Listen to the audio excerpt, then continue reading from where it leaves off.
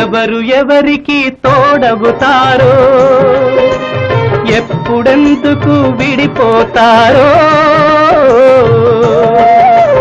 మమతను కాదని వెళతారు మనసే తాలని ఉంటారు ఎవ్వరి పయనం ఎందాకో అడగదు ఎవ్వరిని బదులే దొరకదని అడగదు ఎవ్వరిని బదులే దొరకదని ఓ బాటసారి ఇది జీవిత రహదారి ఎంత దూరమో ఏది అంతమో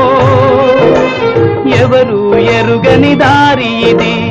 ఒకరికి సొంతం కాదు ఇది ఓ బాటసారి ఇది జీవిత